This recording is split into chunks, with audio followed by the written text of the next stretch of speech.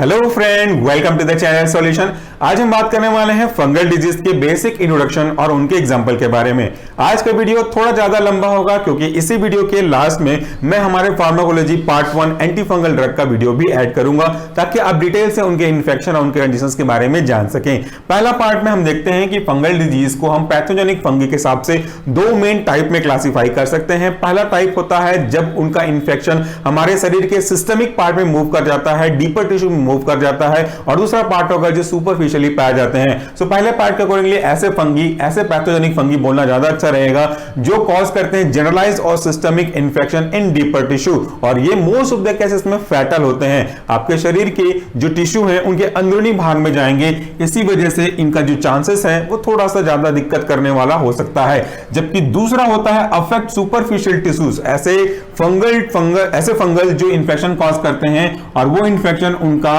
Superficial tissues पे होता है, जैसे कि स्किन के बारे में बात कर लीजिए, नेल के बारे में बात कर लीजिए, हेयर में के बारे में बात कर लीजिए, तो वो इंफेक्शन सुपरफिशियल फंगल इंफेक्शन कहलाता है। आपके हाथों की उंगलियों के बीच में फंगल इंफेक्शन होता है, अंडर आर्म में फंगल इंफेक्शन होता है, बाल में डैंड्रफ के साथ में फंगल इंफेक्शन होता है, इसलिए कि कीटोकोनाजोल के शैम्पूस हम यूज करते हैं। नाखूनों के किनारे किनारे अगर आप देखेंगे पैर के, तो वहां भी फंगल इंफेक्शन हो सकते हैं। तो ये दूसरे टाइप के फंगल इंफेक्शन है और इसको हम लोग बोलते हैं डर्मेटोफाइट्स। ये क्वेश्चन आपके मल्टीपल चॉइस के लिए काफी यूजफुल है कि ऐसे फंगल जो कि आपके सुपरफिशियल टिश्यू को अफेक्ट करते हैं उन्हें हम क्या कहते हैं, उन्हें हम कहते हैं डर्मेटोफाइट्स, या तो फिर सिंपली स्किन फंगी भी बोल सकते हैं। अगला जो पॉइंट है इंपॉर्टेंट, वो कहता है कि infection are basically caused by fungi, और वो कैसे कॉज होता है, those infection by any fungi is collectively called mycosis. चाहे वो इंफेक्शन सुपरफिशियली हो, चाहे वो इंफेक्शन आपके डीपर टिश्यू में हो, सिस्टमिक में हो, दोनों को एक साथ कलेक्टिवली बोलना चाहेंगे तो उस प्रॉब्लम को बोल सकते हैं माइकोसिस। तो ये फंगल इंफेक्शन को रिप्रेजेंट करता है।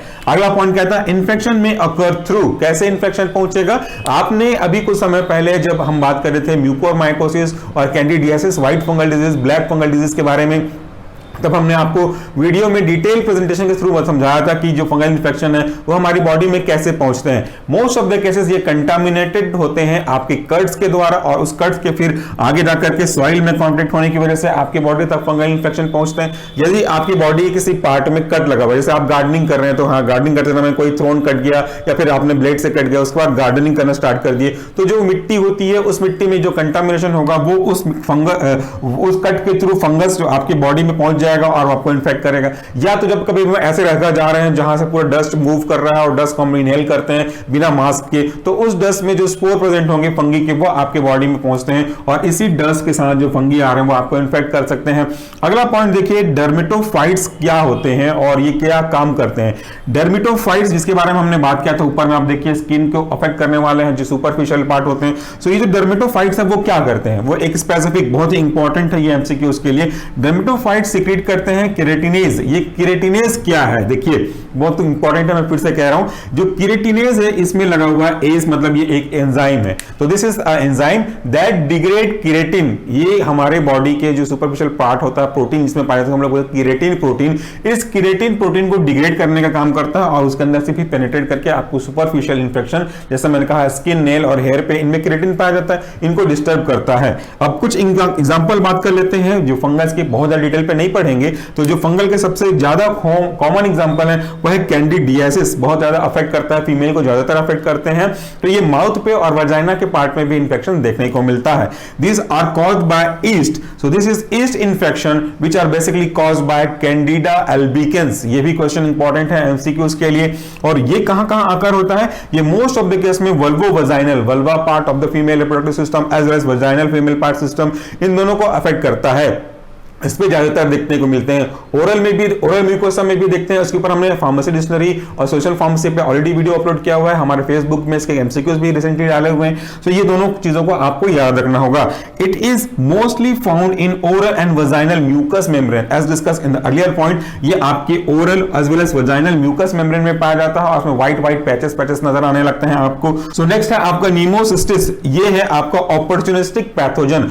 Opportunistic pathogen is very important, terms important है। क्या होता है अपॉर्चुनिस्टिक, मतलब इसका मतलब है मौका परस्त पैथोजन, ऐसा पैथोजन जो मौके की तलाश में है कि कब आपका इम्यून सिस्टम वीक हो और आपके ऊपर ये अटैक करे। तो इन्हीं को बोलते हैं हम लोग अपॉर्चुनिस्टिक पैथोजन, और ये आपको तब अफेक्ट करते हैं जब आपका इम्यून सिस्टम कॉम्प्रोमाइज हो गया हो, वीक हो गया हो, जैसा कि केस में देखेंगे तो एग्जांपल आपका एड्स। तो ये कुछ बेसिक पॉइंट हो गए। चलिए मैं अब आपको वीडियो ऐड करता हूं फार्माकोलॉजी के अंदर का, फंगल ड्रग के अंदर का पहला पार्ट जिसमें हम इसको और डिटेल से करेंगे। तो चलिए मूव करिए। गर्मियों में पसीनों के कारण से हमारी बॉडी कुछ पार्ट में इचिंग होने लगती है, खुजली का एहसास होने लगता है, लाल थोड़े थोड़े मार्क्स, उभार के निशान देखने को मिलते हैं। बरसात में कपड़े या तो गीले हों या काफी देर तक आप भीगे रहें तो भी ऐसे रैशेस देखने को मिलते हैं। और कभी कभार तो बिना इन दोनों रीजन की वजह से भी हमारी बॉडी कुछ पर्टिकुलर पार्ट में खुजली का एहसास होने लगता है, जिसे हम साधारण भाषा में दाद खाद या खुजली के नाम से जानते हैं। क्या आप जानते हैं कि इनके पीछे का मेन लॉजिक क्या है? हर जगह तो नहीं, बट इनमें से काफी जगह इनके पीछे जिनकी रिस्पॉन्सिबिलिटी होती है वो होता है हमारे fungals. Hello friend, welcome to our channel solution. आज हम स्टार्ट करने वाले हैं आपके फार्माकोलॉजी 3 का एक और टॉपिक जो कि है एंटी फंगल एजेंट। और आज के इस पर्टिकुलर व्हाइट बोर्ड सेक्शन में हम बात करेंगे बेसिक इंट्रोडक्शन रिगार्डिंग फंगस, उनके ट्रांसमिशन और उनके इन्फेक्शन की क्लासिफिकेशन के बारे में। सबसे पहले तो हमको यह जानना होगा कि ये फंगल है क्या। ये माइक्रो ऑर्गेनिज्म का ही एग्जांपल है, लेकिन इनमें बैक्टीरिया की तरह कुछ सिंपल फीचर्स नहीं पाए जाते। ये उनसे थोड़ा सा ऊपर की कैटेगरी है। क्यों? क्योंकि हमारे जो फंगस हैं, these are the example of eukaryotes. अब ये यूकैरियोट्स क्या है, इसके बारे में आपने फर्स्ट सेमेस्टर में भी पढ़ा होगा और माइक्रोबायोलॉजी में भी पढ़ा होगा। बेसिकली अगर हम माइक्रो ऑर्गेनिज्म को क्लासिफाई करते हैं उनके एडवांसमेंट के अकॉर्डिंगली, तो हम उनको दो मेन पार्ट में क्लासिफाई करते हैं। एक होता है प्रोकैरियोट और दूसरा होता है आपका यूकैरियोट। दोनों में मेन डिफरेंस क्या है ये आप पढ़ चुके हैं, फिर भी एक मेजर डिफरेंस मैं आपसे शेयर करूंगा। प्रोकैरियोट में पहला वर्ड है पी, जो डिनोट करता है पहले आए गए सब्सटेंस, जस्ट फॉर ट्रिक के पर्पस से। यानी कि जो चीज पहले आया होगा वो एडवांस तो नहीं होंगे, उनमें कुछ ना कुछ कमियां, कुछ ना कुछ लिमिटेशन तो रहे होंगे। और यू का मतलब यानी कि जो यहां पे ई कैरियोट लिखा हुआ है, यूकैरियोट्स हमको बोलते हैं, ई वर्ड लिखा है, इसका मतलब होता है एडवांस। यानी कि इनमें कुछ ना कुछ ऐसे फीचर, ऐसे ऑर्गेनल डेवलप हुए होंगे जो कि इनको थोड़ा सा सुपीरियर बनाते होंगे आपके प्रोकैरियोट से। इनमें आपके न्यूक्लियस के ऊपर एक प्रोडक्टिव मेम्ब्रेन पाया जाता है। न्यूक्लियर मेम्ब्रेन के प्रेजेंस के अकॉर्डिंगली हम प्रोकैरियोट और यूकैरियोट में डिफरेंशिएट कर सकते हैं। तो आज के टॉपिक के लिए इंपॉर्टेंट डिफरेंस में से एक यही है कि ये यूकैरियोटिक सब्सटेंस हैं और इनमें एक न्यूक्लियर मेम्ब्रेन पाया जाता है। They have diploid number of chromosome, यानी कि इनके पास एक दो तरीके से सेट या पेयर ऑफ क्रोमोसोम पाए जाते हैं। और साथ में अगर हम बात करें तो दे न्यूक्लियर मेम्ब्रेन, जैसा हमने डिस्कस किया, चूंकि ये यूकैरियोट है, इनके में एक प्रॉपर्टी होगी न्यूक्लियर मेम्ब्रेन की, and have sterol in plasma membrane. ये जो स्टेरॉल है बेसिकली एक लिपिड है जो कि एक इंपॉर्टेंट पार्ट प्ले करेगा इनके डिफरेंट बैरियर बनाने के लिए, इनके सेल के कंपाउंड बनाने के लिए। स्टेरॉल कॉम्बिनेशन है आपके स्टेरॉइड और अल्कोहल का, जो दोनों मिलाकर के एक लिपिड का परफॉर्मेंस करेंगे। ये बहुत ही इंपॉर्टेंट पार्ट प्ले करेगा आपके सेल के मेम्ब्रेन को बनाने में। सेल का मेम्ब्रेन आप जानते हैं, पिछले पार्ट में भी डिस्कस किया था, एक प्रकार से ये आपके जितने भी मूवमेंट ऑफ मॉलिक्यूल्स हैं अक्रॉस द सेल मेम्ब्रेन, इनको रेगुलेट करने का काम करता है। अगर हम बात करते हैं इनके बारे में एक और बेसिक जानकारी, तो देखिए they are heterotrophs living in pre form organic matter.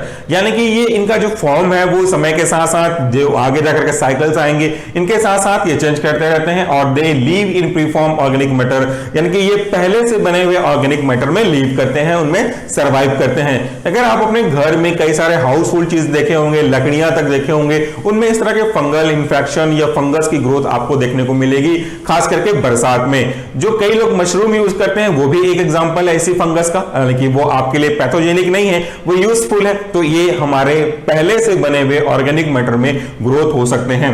अगर मैं कहूं इनको metabolism of their fungi consist of, यानी कि एक जो फंगी है, फंगाई है, इनके ग्रोथ के लिए जो बेसिक मेटाबॉलिज्म की आवश्यकता होती है, उस मेटाबॉलिज्म में किन किन स्टेप्स को देखा गया है या इनके अंदर कौन कौन सी चीजें इंक्लूड होती हैं। तो दो मेजर पार्ट को हमने यहां पे इंक्लूड किया है। इसी के अकॉर्डिंगली आगे जाकर के आप एंटी फंगल ड्रग के मैकेनिज्म ऑफ एक्शन और साइट ऑफ एक्शन को अच्छे से समझ पाएंगे।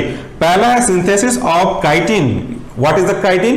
ये बहुत इंपॉर्टेंट स्टेप है। काइटिन जब सिंथेसिस करेंगे तो ये काइटिन बेसिकली पॉलीमर है एन एसिटाइल ग्लूकोसामीन का, और ये जो काइटिन है वो बहुत ही महत्वपूर्ण भूमिका निभाती है सेल वॉल के सिंथेसिस में। सो सेल वॉल, जैसा हमने बैक्टीरिया केस में भी देखा, सेल वॉल एक ऐसा पार्ट है सेल का जो कि सेल को एक प्रोटेक्शन प्रोवाइड कराता है, उनकी इंटीग्रिटी को मेंटेन करता है और बाहर से आने वाले स्टिमुली से उस सेल की प्रोटेक्शन भी करता है। तो यहां पे काइटिन फंगल के सेल के वॉल को बनाने में मदद करता है और ये एक इंपॉर्टेंट प्रोटेक्टिव मैकेनिज्म है करस्पॉन्डिंग टू फंगी। लेकिन आगे जाकर के हमको इस फंगस को खत्म करना है, किल करना है, तो हमको उसी सेल वॉल के सिंथेसिस को अफेक्ट करना होगा, जैसा हमने बैक्टीरिया केस में देखा था। तो यहां पे ये इंपॉर्टेंट है कि आप काइटिन के सिंथेसिस को अफेक्ट करेंगे एनी हाउ। दूसरा, इनका जो एक और मेटाबॉलिक पाथवे है या मेटाबॉलिक प्रोसेस है उसमें इंक्लूड करते हैं सिंथेसिस ऑफ अर्गोस्ट्रॉल। ये भी एक इंपॉर्टेंट मैकेनिज्म है, आगे जाकर के हम इसी अर्गोस्ट्रॉल के बनने के प्रोसेस को अफेक्ट करेंगे। ये अर्गोस्ट्रॉल किसमें इंपॉर्टेंट है और किसमें पार्टिसिपेट करता है? ये पार्टिसिपेट करते हैं प्लाज्मा मेम्ब्रेन के बनने में, यानी कि सेल मेम्ब्रेन के बनने के प्रोसेस के लिए अर्गोस्ट्रॉल बहुत ही इंपॉर्टेंट है। ये दो चीजें देखिए, सेल वॉल भी और सेल मेम्ब्रेन भी दोनों प्रोटेक्शन का काम करते हैं, movement of the molecule across the cell membrane का भी रेगुलेशन का काम करते हैं। कहीं ना कहीं ये इस पर्टिकुलर फंगल सेल के लिए काम करते हैं, उनके सर्वाइवल के लिए काम करते हैं। अगर हम एनी हाउ इन दोनों के फंक्शन में एबनॉर्मेलिटी कॉज कर दें या सेल वॉल के बनने के प्रोसेस को भी इनहिबिट कर दें तो हम अल्टीमेटली अपना एंटी फंगल इफेक्ट देख सकते हैं। चलिए अब हम बात करते हैं कुछ इंपॉर्टेंट रिस्क फैक्टर की। These are very simple, as not important for exam point of view, but हमको ये जानना चाहिए कि ऐसे कौन कौन से कंडीशन है जिनके प्रेजेंस में या जिनके होने के बाद किसी व्यक्ति को फंगल इंफेक्शन होने की थोड़ी सी ज्यादा संभावना होती है। ये जो कंडीशंस हैं वो और आगे जा सकते हैं depending upon the severity of that particular conditions, but जो मेन है वो हम यहां पे बात कर सकते हैं। पहला है improper use of broad spectrum antibiotics. Now एक कॉन्ट्राइंडिकेटेड स्टेटमेंट आपको लग रहा होगा, थोड़ा कंफ्यूजन जनरेट हो रहा होगा कि अगर हम ब्रॉड स्पेक्ट्रम एंटीबायोटिक को यूज करेंगे तो उससे फंगल इंफेक्शन के बढ़ने की संभावना कैसे होगी। बहुत सिंपल सा लॉजिक है, आप इस वर्ड को ध्यान दें, आपको क्लियर हो जाएगा। यहां पे लिखा हुआ है इम्प्रॉपर, जो पहला ही चीज आपको एक्सप्लेन कर रहा है, बिना तरीके के, बिना एक सुटेबल गाइडलाइन के अगर हम यूज करें, और वो भी कौन सा, ब्रॉड स्पेक्ट्रम एंटीबायोटिक्स को। Now what is the meaning of broad spectrum? Broad spectrum antibiotic कहने का मतलब होता है एक ऐसा एंटीबायोटिक जिसका जो थेरेप्यूटिक रेंज है वो थोड़ा ज्यादा है, यानी कि वो एक दो लिमिटेड मात्रा में बैक्टीरिया को खत्म करेगा ऐसा नहीं है, वो थोड़ा सा ज्यादा, मतलब एक से ज्यादा, दो से ज्यादा, तीन से ज्यादा, अनसर्टेन रीजन की वजह से वो काफी सारे ग्रुप ऑफ बैक्टीरिया को खत्म कर सकता है। तो ये हो गया ब्रॉड स्पेक्ट्रम, यानी कि इसकी यूटिलिटी एक से ज्यादा प्रॉब्लम को ठीक करने में है। इनको अगर हम इम्प्रॉपर तरीके से यूज करेंगे तो क्या होगा, जो बैक्टीरिया पैथोजेनिक नहीं है, देखिए किल किसको करना था हमको एंटीबायोटिक यूज करने पे, उन बैक्टीरिया को जो कि पैथोजेनिक है, जिनकी वजह से कोई ना कोई प्रॉब्लम आपकी बॉडी में देखने को मिल रही है। टारगेटली एक स्पेसिफिक तरीके से अगर हम बात करें, जो कि पॉसिबल तो नहीं है, फिर भी अगर हम आइडियली बात करें तो उन्हीं तरह के बैक्टीरिया को खत्म करना चाहिए जिन बैक्टीरिया की वजह से आपकी बॉडी में कोई इंफेक्शन, कोई प्रॉब्लम हो रहा होगा। क्योंकि ये ब्रॉड स्पेक्ट्रम है और नॉन प्रॉपर तरीके से यूज कर रहे हैं, इम्प्रॉपर तरीके से यूज कर रहे हैं, तो वो ऐसे भी बैक्टीरिया को खत्म कर देंगे जो कि आपके पैथोजेनिक नहीं है, यानी कि जिनकी वजह से कोई प्रॉब्लम नहीं हो रहा। तो इससे क्या होगा, इससे होगा ये कि जो फंगस थे वो अब रिटेन करके रखेंगे। वो क्यों? क्योंकि जो बैक्टीरिया, कुछ बैक्टीरिया ऐसे थे जो अपने न्यूट्रिशन के पॉइंट ऑफ व्यू से इन्हीं फंगस को इंगेल्प करते थे, फंगस को खत्म करते थे, यूज करते थे अपने लिए।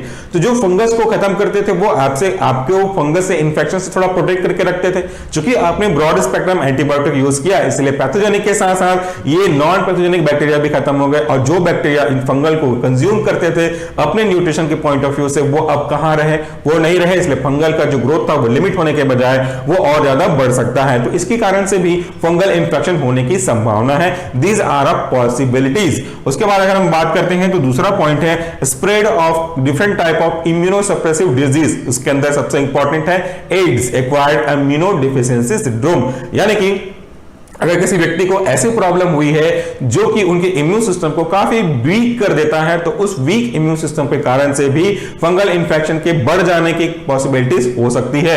उसके बाद अगर आप देखेंगे तो यूज ऑफ इम्यूनोसप्रेसेंट, ये तो नाम ही बता रहा है और एक फुल चैप्टर भी इसी पे है। इम्यूनोसप्रेसेंट मतलब ऐसे ड्रग जो कि आपके इम्यून सिस्टम को सप्रेस करते हैं। अब चाहे वो किसी डिजीज की वजह से हो या इंटेंशनली किसी ऐसे ड्रग की वजह से जो कि आपके इम्यून सिस्टम को वीक करता हो, तब तो आपके बैक्टीरिया के साथ साथ फंगस भी आगे जाकर के और अच्छे से ग्रोथ होने की संभावना रखते हैं, क्योंकि इम्यून सिस्टम जो कि उनके अगेंस्ट में फाइट करता, उनसे आपकी बॉडी को प्रोटेक्ट करता, वो तो आपने जानबूझ करके रिड्यूस किया हुआ है। अब दूसरा क्वेश्चन आपके मन में आ रहा होगा एक एगरली क्वेश्चन के रूप में कि हम तो हमेशा कोशिश करते हैं कि आपके इम्यून सिस्टम को बढ़ाया जाए, फिर ऐसा क्यों कि हम यहां पे बात कर रहे हैं यूज ऑफ इम्यूनोसप्रेसेंट। कुछ कंडीशंस ऐसे होते हैं जहां पे आपको इंटेंशनली, जानबूझ करके, डिजायरेबली, विलफुली कि आपके इम्यून सिस्टम को हमको कम करना है ताकि इम्यून सिस्टम उस ड्रग के रिस्पॉन्स को एक्सेप्ट करे। या अगर हम ऑर्गन ट्रांसप्लांट के बारे में बात करते हैं, ज्यादा अच्छे समझ में आएगा, अगर हम आपके ही बॉडी के आपके ही किसी पर्टिकुलर पार्ट में ट्रांसफर करें तो भी कभी कभी ऑर्गन को रिजेक्शन होने का संभावना रहता है। दूसरे का करेंगे तो पॉसिबिलिटीज तो है, अगर कंपेटेबिलिटी चेक हुई है उसके बाद भी कभी ना कभी प्रॉब्लम थोड़ी सी रहती है। तो ऐसे केस में अगर इम्यून सिस्टम एक्टिव होगा तो वो रिजेक्ट कर देगा आपके बॉडी के पार्ट को या कंपेटेबल होने के बावजूद दूसरे के बॉडी के पार्ट को। फॉर शॉर्ट टर्म भी हम उनके ये जो रिजेक्शन के प्रोसेस है इसको मिनिमाइज करते हैं, और रिजेक्शन कौन करता है? हमारा immune system. So immune system को हम थोड़ा वीक कर दें ताकि आपके रिजेक्शन को हम कम कर सकें, इसीलिए हमको इम्यूनोसप्रेशन देना पड़ता है। सो अगर मान लीजिए कोई इम्यूनोसप्रेशन की थेरेपी का रेजिमेंट चल रहा हो तो इम्यून सिस्टम आपका थोड़ा डाउन होगा एज कंपेयर टू नॉर्मली। और इस केस में जो ऐसे कंडीशंस छिपे हुए हैं, डोरमेंसी में, चाहे वो ट्यूबरकुलोसिस में आपने देखा, चाहे फंगल हो या कोई और इन्फेक्शन हो, वो उभर करके आ सकते हैं, इसकी संभावना होती है। इसलिए थोड़ा एक्स्ट्रा केयर हमको करना पड़ता है during the treatment of any conditions which require immunosuppressant. उसके बाद है कैंसर कीमोथेरेपी। ऐसे कोई पर्टिकुलर पर्सन जिनको कैंसर हुआ हो और इस कैंसर को ठीक करने के लिए कीमोथेरेपेटिक एजेंट को यूज कर रहे हो, कीमोथेरेपी चल रही हो, रेडिएशन थेरेपी चल रही हो, तो भी उनका जो इम्यून सिस्टम है वो थोड़ा सा वीक हो जाता है। इस केस में भी कुछ दूसरे तरह के इन्फेक्शन, आज के टॉपिक के रिस्पेक्ट में बात करें तो फंगल इन्फेक्शन होने की संभावना थोड़ी सी ज्यादा होती है as compare to normal individual person. उसके बाद अगला है वो है ओल्डर एज। ये तो बहुत सिंपल सा लॉजिक है, कोई भी पर्टिकुलर पर्सन जब अपने एक एज ग्रुप को क्रॉस करते हुए एडोलेसेंस से आपके जेनेटिक की ओर मूव करता है, उनका इम्यून सिस्टम थोड़ा थोड़ा धीरे धीरे वीक होता चलता है, और ऐसे केस में किसी भी तरह के इन्फेक्शन के ज्यादा होने की संभावना होगी। रिसेंटली आपने देखा है कोरोना वायरस के सिचुएशन के अकॉर्डिंगली ऐसे व्यक्ति जो बुजुर्ग हो गए हैं या जो बहुत छोटे हैं, बच्चे हैं, इनके में ज्यादा संभावना देखने को मिली कोरोना वायरस का, और इनका ट्रीटमेंट का रेशियो भी एज कंपेयर टू रिकवरी के रेट में पहले से दूसरों की तुलना में, जो एडल्ट है उनकी तुलना में कम है। कारण यही है, आपने कई बार देखा भी इसको, कि उनका इम्यून सिस्टम अभी उतना स्ट्रांग नहीं रह गया जैसा कि एडल्ट के केस में रहते थे। सो ये भी दूसरे तरह के इन्फेक्शन को अट्रैक्ट कर सकते हैं, उनसे अपने आप को बचाने की जो उनकी एबिलिटी है वो कम हो सकती है। फिर हम बात करते हैं डायबिटीज की। डायबिटिक पेशेंट ऐसे ससेप्टेबल पेशेंट हैं जिनकी इम्यूनिटी तो थोड़ी बहुत मेंटेन रहेगी ही, लेकिन उनके अंदर के जो कुछ केमिकल्स हैं जो हमारे बॉडी के बॉडीगार्ड कहलाते हैं, मैक्रोफेज, डब्ल्यूबीसी, उनके फंक्शनैलिटी में थोड़ी सी रिडक्शन या कमी आ जाती है, जिसकी वजह से कोई भी अगर इन्फेक्शन होता है तो ज्यादा संभावना होते हैं। डायबिटिक फूड भी इसका समझ सकते हैं, आपको कोई जल्दी रिकवर नहीं होता। डायबिटिक के सिम्टम में भी आपने देखा है कि कोई छोटा वुंड भी अगर डेवलप होता है तो उसकी रिकवरी अच्छी नहीं होती। अगर कहीं आपकी बॉडी में कोई फंगल इन्फेक्शन हो गया है, रिंग वर्म हो गया है, दाद वगैरह हो गया है, तो उनमें प्रॉब्लम होगी और वो ईचिंग कॉज कराते हैं। ईचिंग के कारण से अगर आप अपने अर्ल को रोक नहीं पाएंगे, ईच करेंगे, तो वो आपके लीजन कॉज करेंगे, स्किन के में अल्सर, छिलाव कॉज कर सकते हैं। फिर वो जो पस बनेगा या कुछ और बनेंगे वो आगे जाकर के फंगल इन्फेक्शन, बैक्टीरियल इन्फेक्शन को कॉज कर सकते हैं। So these are indirect effect of diabetes mellitus in case of fungal और other type of bacterial infection. इसके बाद हम बात करते हैं प्रेगनेंसी के केस में। So if any mother, any woman is pregnant, तो वहां पे चांसेस बनते हैं कि वो इन्फेक्शन को थोड़ा सा कम फाइट कर पाए, क्योंकि उनका इम्यून सिस्टम तो भले ही ओके हो रहा हो अपने लाइफस्टाइल की वजह से, डाइट की वजह से, बट उनके अंदर वो जो एक एक्सेप्टेबिलिटी होती है, एक फाइट करने की एबिलिटी होती है, वो थोड़ी सी कम हो जाती है। इसीलिए वो ज्यादा संभावनाओं को रखते हैं, और ये चांसेस भी हो सकते हैं कि वो जो वीक फील कर रही होंगी ड्यूरिंग प्रेगनेंसी में, क्योंकि वो जो न्यूट्रिशन है वो ट्रांसफर आउट होता है, तो उस केस में भी ये चीजें बढ़ सकती हैं। Not exactly, but these are the possibilities. उसके बाद है burn wound and other type of reason. Burn wound कहने का मतलब है जब कोई पर्टिकुलर पर्सन जल गया हो, जलने की वजह से घाव हुए हो, तो वो फिर और संभावना बढ़ाते हैं आपके फंगल इन्फेक्शन को। हमने कई बार कहीं ना कहीं अपनी बॉडी में इस तरह के फंगल इन्फेक्शन को देखे हैं, जो या तो व्हाइट दिखते होंगे, या रेड डॉट डॉट दिखते होंगे, या आपने रिंग वर्म देखा होगा, या आपके बरसात में बॉडी के जॉइंट्स पार्ट में कुचली होती होगी, या आपके इन उंगलियों के बीच में भी आपको इस तरह की चीजें देखने को मिलती होंगी, चाहे वो उंगलियां पैर की हो, चाहे वो उंगलियां आपके हाथ की हो, या कोई ऐसे व्यक्ति जो बार बार पानी के कांटेक्ट में आते हैं, उनके में भी ये चीजें देखने को मिल सकती हैं। तो कहीं ना कहीं समहाउ ये फंगल इन्फेक्शन को ही इंडिकेट कर रहे हैं। तो ये हो गए कुछ basic risk factor, these are not causes. Causes और रिस्क फैक्टर में अंतर हमने आपको डिस्कस किया था। कॉज जिसकी वजह से हो रहा हो, तो इस तरह के इन्फेक्शन की कॉज है हमारा फंगस। रिस्क फैक्टर मतलब ऐसी चीजें जो कि उसके होने की संभावनाओं को बढ़ा दे। एग्जांपल दिया मैंने आपको आग और पेट्रोल का। आग के जलने का कॉज क्या है? माचिस, लेकिन पेट्रोल उसको और ज्यादा बढ़ाने के लिए रिस्क फैक्टर है। This are kind of example. उसके बाद हम बात करते हैं ट्रांसमिशन ऑफ फंगल इन्फेक्शन। जो फंगल इन्फेक्शन है वो कैसे कैसे किस किस तरीके से किस किस पार्ट से मूव करता है, ट्रांसमिट होता है एक पर्सन से दूसरे पर्सन या एक ही पर्सन के एक पार्ट से दूसरे पार्ट में, इसको देखते हैं। फिर अगले सेक्शन ऑफ व्हाइट बोर्ड में हम इनके इन्फेक्शंस को कैटेगराइज करेंगे अलग अलग टाइप में। सबसे पहले बात करें इनहेलेशनल ऑफ स्पोर या इनहेलेशनल ट्रांसमिशन। ये जो स्पोर्स हैं, छोटे छोटे पार्टिकल्स हैं फंगल के, ये कैसे मूव करते हैं? ये मूव करेंगे इनहेलेशन के थ्रू। मैक्सिमम जो डिजीज होते हैं, काफी कुछ, हर कोई तो नहीं, वो आपके इनहेल करने की वजह से आपके बॉडी के अंदर पहुंचते हैं, एक्सहेल करने की वजह से बाहर निकलते हैं, फिर यही एक्सहेल को कोई और इनहेल करेगा तो वो कम्युनिकेट होता रहता है। तो आसपास कहीं अगर फंगल के स्पोर्स हैं, इनको अगर हमने जानबूझ करके गलती से या रिस्क फैक्टर को अवॉइड करते हुए इनहेल किया तो वो मूव कर सकते हैं। और इसके अंदर के जो बेसिक एग्जांपल है प्रॉब्लम के, वह है अस्परजिलस, क्रिप्टोकोकस और हिस्टोप्लाज्मोसिस। ये कुछ कंडीशंस हैं जो इसी तरह से मूव करते हैं। उसके बाद दूसरा है आपका पेनिट्रेशन इनटू म्यूकोसा। कुछ कंडीशंस ऐसे हैं जो कि आपके म्यूकोसल पार्ट में मूव करेंगे, पेनिट्रेट करने लगेंगे। उनके कारण से क्या क्या हो सकता है? By commensal organism. इसका एग्जांपल है कैनेडिया एल्बिकेंस, यानी कि ऐसे जीव जो एक दूसरे के साथ सहजीवी का निभाते हैं। सिम्बायोसिस का जो आपने सुना होगा, वो इस तरीके से मूव करा के लेके जाते हैं। जैसे एग्जांपल की बात करें तो जो मगरमच्छ होते हैं वो अपने दांतों में फंसे हुए मांस के पीस को, टुकड़ों को रिमूव करना चाहते हैं, बट वो खुद से नहीं कर सकते, तो वो अपना मुंह को ओपन करते हैं और जो बगुले आते हैं, जो कुछ पक्षियां आती हैं, वो उनके दांतों पे बैठ करके उस फंसे हुए टुकड़े को खुद के भोजन के लिए यूज करते हैं। तो इससे दोनों का फायदा हो रहा है। मगरमच्छ के भी जो इरिटेबिलिटी है दांत में फंसने की वजह से, वो भी सॉल्व हो रहा है और उसको फूड भी मिल रहा है। ऐसे कई सारे एग्जांपल हैं। तो अगर कुछ पर्टिकुलर केसेस में ऐसे हुए कि एक को पर्टिकुलर फंगल इन्फेक्शन है, दूसरा उसको कैरी फॉरवर्ड कर रहा है, तो ये भी मूव कर सकते हैं from one person to another person. उसके बाद जो तीसरा है वह है परक्यूटेनियस इनोकुलेशन। सबक्यूटेनियस, क्यूटेनियस, इन दोनों पे अगर इनोकुलेट हो जाए, ट्रांसफर हो जाए और स्प्रेड हो जाए तो वो भी एक मेजर कॉज है कम्युनिकेशन का आपके फंगल इन्फेक्शन का। और इसके अंदर अगर हम बात करते हैं तो एग्जांपल है in cutaneous and subcutaneous infection such as one of the important that is dermatophytes and Madura foot. Dermatophytes क्या है? एक ऐसा कंडीशन है जहां पे आपके हेयर में, स्कैल्प पे, फिंगर्स में कुछ ईचिंग जैसे दिखने लगे, इन्फेक्शन देखने को मिले, फंगल इन्फेक्शन। और इसको हम रिंगवॉर्म जो देखते हैं वो भी इसी के अंदर इंक्लूड कर सकते हैं। वो एक सिंपल सा अंडरस्टैंडिंग पॉइंट ऑफ व्यू से है, तो वो यहाँ पे हो सकता है सबक्यूटेनियस या क्यूटेनियस पार्ट में। जो मदुरा फूट है वो एक बेसिक इन्फेक्शन है जो कि लिम्ब में और पैरों में खासकर देखने को मिलता है। अगर आप इसका इमेज सर्च करेंगे तो इजी समझ जाएंगे। वो पैरों में बहुत बड़ा मोटा सा fungal infection dot dot dot dot काफी सारे दिखने लगते हैं। वो आपको मैं वर्ड्स में एक्सप्लेन नहीं कर पाऊंगा। I will request you to search it in Google ताकि आप इसका इमेज अच्छे से देख सकें। तो ये कुछ कंडीशंस हैं जो कि आपके इस तरह के क्यूटेनियस, परक्यूटेनियस तरीके से मूव कर सकते हैं। फिर आता है हमारा इंजेक्शन ऑफ टॉक्सिन्स। ये बहुत ही नॉर्मल, नेचुरल और अपने कंट्रोल में होने वाली प्रॉब्लम का स्प्रेडेशन है। हमारे घर में कई चीजें ऐसी होती हैं जिनको हम थोड़े लंबे समय तक स्टोर रखना चाहते हैं, मौसम की वजह से भी और इम्प्रॉपर कंटेनिंग कंटेनर या इम्प्रॉपर स्टोरेज की वजह से भी उनके अंदर फंगल आ सकते हैं। चाहे वो कोई भी चीज क्यों ना हो, चाहे वो आपका अचार क्यों ना हो, चाहे आपके फूड मटेरियल क्यों ना हो, या कोई भी और ऐसी चीजें क्यों ना हो, तो वो जो सफेद सफेद आपको ऊपर में रेशे रेशे दिखते हैं, दीज आर द फंगल्स। अगर इनको हम कंज्यूम करते हैं तो वो बहुत दिक्कत की बात है। So I request you never consume such kind of food which is having fungal in their surface। Fungal बहुत ही डेंजरस होता है, इसके ट्रीटमेंट में भी काफी सारा टाइम लगता है। तो इस तरह के कंडीशंस में, चाहे वो वाटर में कोई इंफेक्शन हुआ हो, चाहे फूड में हुआ हो, टॉक्सिन्स तो हैं, इनको अगर यूज करेंगे तो भी पॉइजनस हो सकते हैं। तो these are basic types of infection which can transmit from one part to another, one person to another person, non-living organism to living organism, ताकि ये मूव कर सकते हैं।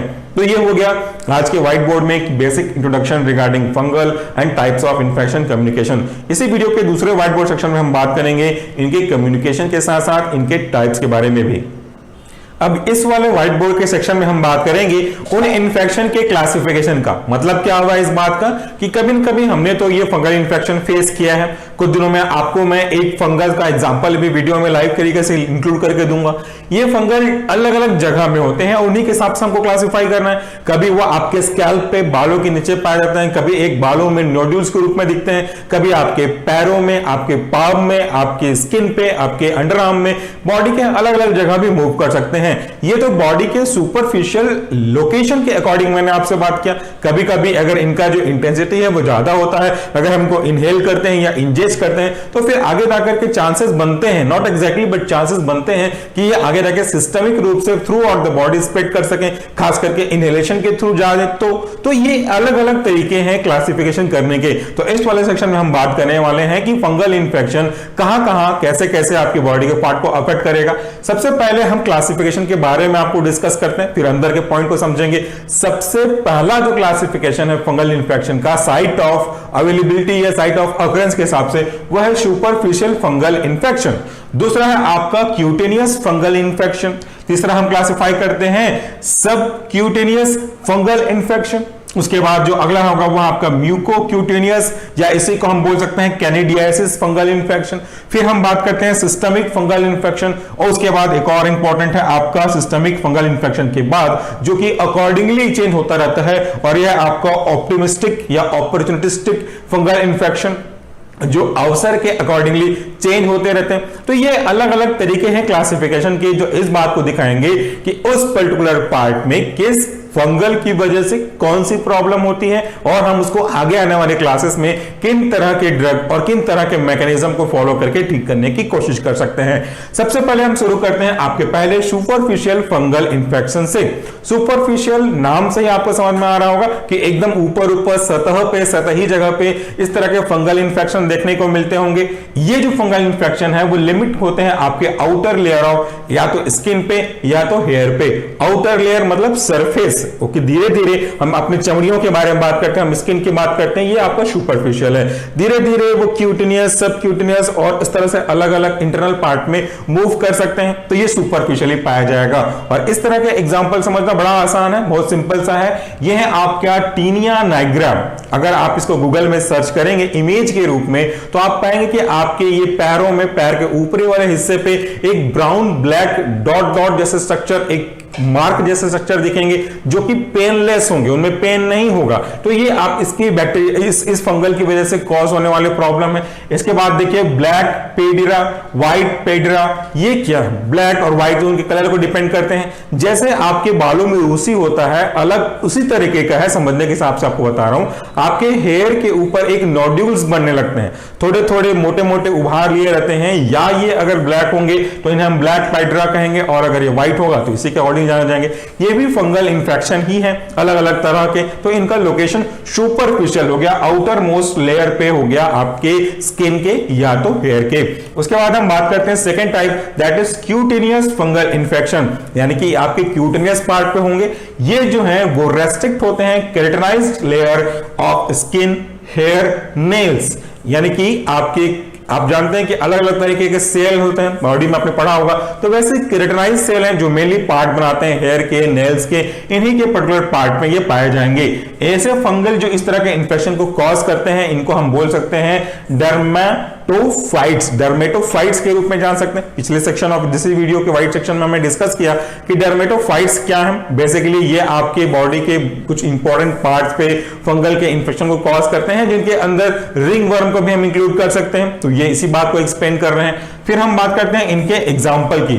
तो ये है रिंग वर्म, जैसा मैंने आपको समझाया कि इसके अंदर हम रिंग वर्म को भी इंक्लूड कर सकते हैं। देन टीनिया कैपिटलिस जो स्कैल्प पे होते हैं, यानी कि आपके बालों के निचली सतह पे, जिसको हम लोग स्कैल्प जनरली भाषा में समझते हैं, जहां रूसियां डैंड्रफ जहां पे होती हैं, उनको भी हम समझ सकते हैं। और एक बात तो हम आपको और भी एक्सप्लेन कर सकते हैं, मार्केट में कई तरह के एंटी फंगल शैम्पू जाते हैं। वो शैम्पू का भी यूज हम करते हैं जब बालों में किसी तरह का इंफेक्शन हो रहा हो, स्कैल्प हो रहे हो, या कोई और फंगल इंफेक्शन, जैसे मैंने आपको बताया ब्लैक पेड्रा या व्हाइट पेड्रा। तो इनके केस को ठीक करने के लिए वो शैम्पू यूज करते हैं जिसमें अलग तरह के एंटी फंगल ड्रग को कंबाइन किया जाता है। तो ये उनके एग्जांपल हैं जिनको हम लोग एक साथ बोल सकते हैं टीनिया मैनस भी है जो कि हैंड में, हाथों में देखने को मिल सकते हैं। आगे हम बात करते हैं तो subcutaneous fungal infection depending upon the location these are considered as a subcutaneous beneath the cutaneous part. ये आपका अफेक्ट करते हैं या इनके अंदर इंक्लूड करते हैं हम जिस पार्ट को हुआ है आपका dermis, subcutaneous tissues, muscles and fascia,